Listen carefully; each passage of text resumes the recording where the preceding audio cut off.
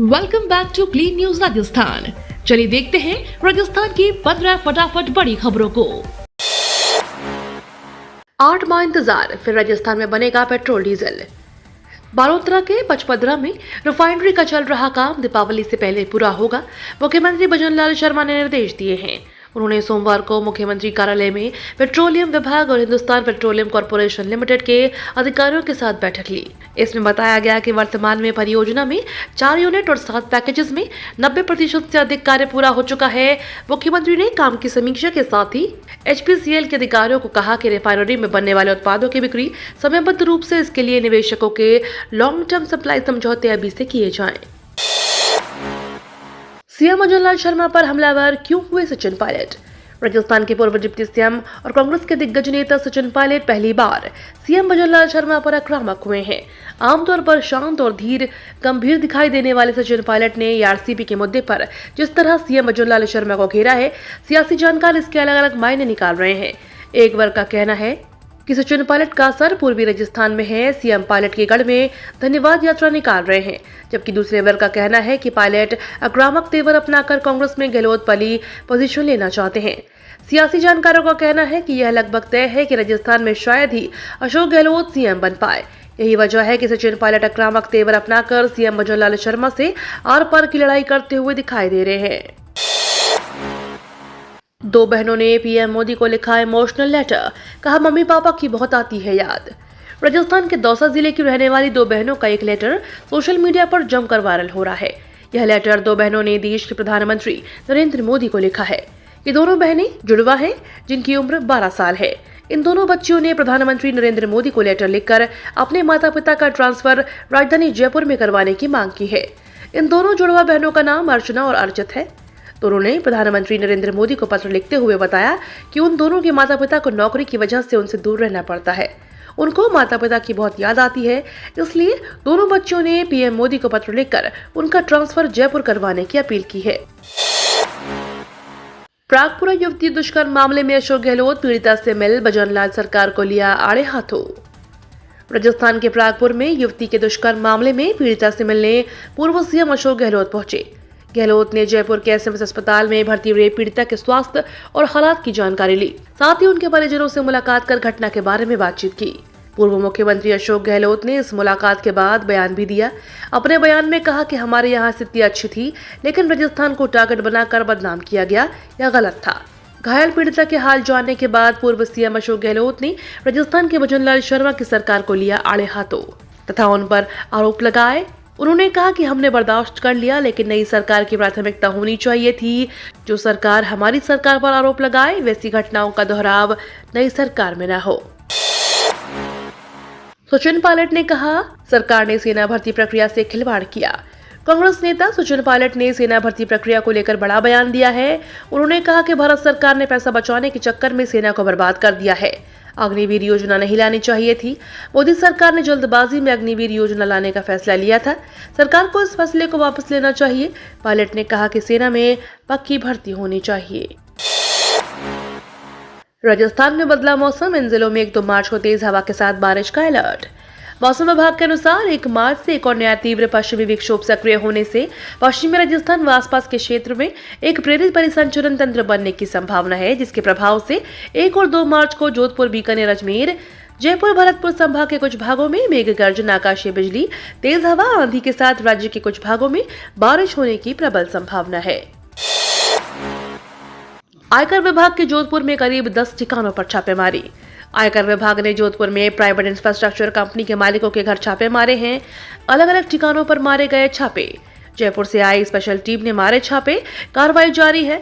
आयकर विभाग के अधिकारियों के अनुसार आज शाम पूरी संपत्ति का खुलासा हो पाएगा। आयकर विभाग की जोधपुर में बड़ी कार्रवाई करते हुए वराय इंफ्रा लिमिटेड के कार्यालय व कंपनी के निदेशकों पर छापे मारे हैं। जानकारों के मुताबिक व्यवसाय की फर्म का केंद्र की बड़ी एजेंसियों के इंफ्रास्ट्रक्चर से जुड़े कॉन्ट्रैक्ट लेने का काम है, जो वर्तमान में देश के कई हिस्सों में चल रहा है। उससे जोधपुर स्थित ठिकानों के अलावा दिल्ली के घर व ऑफिस में भी जांच चल रही है। जोधपुर की टीमें भी इस जांच में शामिल हैं। आयकर विभाग के सूत्रों के अनुसार आय से अधिक संपत्ति को लेकर दस्तावेज खंगाले जा रहे हैं, जिससे जुड़ी कुछ जानकारियां भी मिल चुकी हैं। हिजाब विवाद के बाद एक्शन में भजनलाल सरकार। राजस्थान के जोधपुर ग्रामीण जिले के पीपाड़ कस्बे के सरकारी स्कूल में 10 दिन पहले सामने आए अल्पसंख्यक छात्राओं के पहनावे से जुड़े मामले में शिक्षा विभाग ने बड़ी कार्रवाई की है। विभाग ने अतिरिक्त ब्लॉक शिक्षा अधिकारी सहित 3 कर्मचारियों को एपीओ कर दिया है। तीनों का मुख्यालय निदेशालय बीकानेर किया गया है। जोधपुर संभाग शिक्षा विभाग के संयुक्त निदेशक ब्रह्मानंद महर्षि के अनुसार उक्त प्रकरण को लेकर शिक्षा मंत्री ने मौखिक निर्देश दिए थे, जिसके अनुरूप आदेश जारी किए गए हैं। सीएम भजनलाल शर्मा ने मोदी की इस योजना का जिक्र कर साधे समीकरण। राजस्थान के मुख्यमंत्री भजनलाल शर्मा ने सोमवार को एक कार्यक्रम से लौटते समय बीच रास्ते में रुककर चाय की धड़ी पर आम आदमी की तरह चाय का आनंद लिया। शर्मा ने धड़ी पर मौजूद लोगों से आत्मीयता से बातचीत की। मुख्यमंत्री की सादगी देखकर लोग अभिभूत हो गए। इस दौरान सांसद रामचरण बोहरा भी मुख्यमंत्री के साथ थे। मुख्यमंत्री ने कहा कि प्रधानमंत्री श्री नरेंद्र मोदी जी द्वारा स्ट्रीट वेंडर को आर्थिक प्रोत्साहन देने के लिए PM street vendor Atmanirbhar Nidhi योजना की शुरुआत की गई है। साथ ही वोकल फॉर लोकल के द्वारा स्वदेशी उत्पादों को बढ़ावा दिया जा रहा है। उल्लेखनीय है कि इससे पहले भी मुख्यमंत्री लाल बत्ती पर आमजन की तरह ही अपनी काफिला रोकने का निर्णय ले चुके हैं, जिससे आमजन को ट्रैफिक की परेशानी का सामना नहीं करना पड़े। राव देवराज राठौड़ की 662वीं जयंती समारोह। राजस्थान से आने वाले केंद्रीय जल शक्ति मंत्री शेखावत ने सोमवार सुबह सेतरावा में वीर शिरोमणि राव देवराज राठौड़ की 662वीं जयंती समारोह में शामिल हुए। उन्होंने कहा कि हमें वीर शिरोमणि के जीवन और तपस्या से प्रेरणा लेने के साथ उनके चरित्र को आत्मसात करने की आवश्यकता है। शेखावत पूर्वी राजस्थान के 2 दिवसीय प्रवास के बाद कल सुबह जयपुर से जोधपुर पहुंचे। शिरोमणि राव देवराज राठौड़ के बावकान स्थित स्मारक पर अश्वारूढ़ प्रतिमा पर पुष्पांजलि अर्पित कर श्रद्धा से याद किया। इस अवसर पर आयोजित समारोह में शेखावत ने कहा कि अयोध्या में भगवान राम का मंदिर बना है, भव्य तरीके से प्राण प्रतिष्ठा हुई है। काशी विश्वनाथ को तोड़ने के कितने प्रयास हुए। लोकसभा चुनाव, बीजेपी कार्यालय में उमड़ रहा नेताओं का हुजूम। लोकसभा चुनाव नजदीक आने के साथ ही नेताओं को सांसद बनने के ख्वाब आने लग गए हैं। एक तरफ जहां राम मंदिर के उद्घाटन के बाद बीजेपी में आने वाले नेताओं की लाइनें लगी हैं, दूसरी तरफ राजस्थान बीजेपी के प्रदेश कार्यालय में लोकसभा का टिकट चाहने वालों का तांता लगा हुआ है। राजधानी जयपुर स्थित प्रदेश बीजेपी के मुख्य कार्यालय की आजकल रौनक ही कुछ अलग हो रही है। वहां टिकटार्थियों का सैलाब उमड़ रहा है। इनमें कई ऐसे भी हैं जो न वर्तमान और न ही कोई पूर्व विधायक या सांसद हैं। वे ऐसे कार्यकर्ता हैं जो सीधे पहली बार लोकसभा का चुनाव लड़ने की ख्वाहिश पाले जयपुर आ रहे हैं। मेरे लिए यह असहनीय है कि आरसीए से वैभव गहलोत का इस्तीफा। राजस्थान क्रिकेट की राजनीति में सोमवार को उस समय जबरदस्त उबाल आ गया जब आरसीए अध्यक्ष वैभव गहलोत ने अपने पद से इस्तीफा दे दिया। वैभव गहलोत पूर्व सीएम अशोक गहलोत के बेटे हैं। वे 2 साल पहले लगातार दूसरी बार आरसीए के अध्यक्ष चुने गए थे। आरसीए अध्यक्ष वैभव गहलोत के खिलाफ अविश्वास प्रस्ताव पर सदस्यों के हस्ताक्षर हो गए थे। अविश्वास प्रस्ताव पर चौथाई बहुमत से हस्ताक्षर लिए जाने का दावा किया गया था।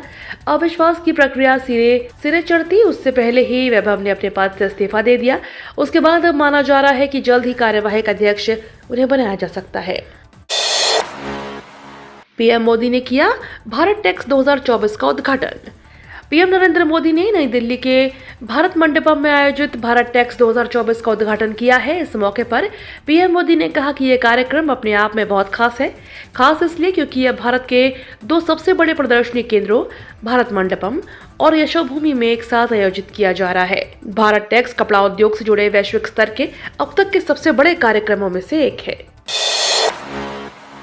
भारत ने पानी पर खींच दी लकीर, रोका पाक जा रही रावी का जल। भारत ने आखिरकार पाकिस्तान की ओर से जाने वाली पंजाब की 5 बड़ी नदियों में से एक रावी नदी के पानी को रोक दिया है।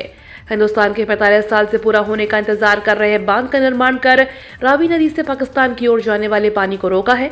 पाकिस्तान इसका विरोध भी नहीं कर सकता क्योंकि विश्व बैंक की देखरेख में 1960 में हुई सिंधु जल संधि के तहत रावी के पानी पर भारत का विशेष अधिकार है। जो कोई न कर सका वो भारत ने कर दिखाया।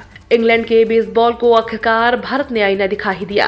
रांची में भारत ने इंग्लैंड को 5 विकेट से हराकर टेस्ट सीरीज 3-1 से अपने कब्जे में ले ली। यह बेसबॉल क्रिकेट की पहली सीरीज हार है। 2022 में मैकुलम स्टोक्स की जोड़ी ने कमान संभाली थी। इन 2 सालों में इंग्लैंड ने 7 टेस्ट सीरीज खेली।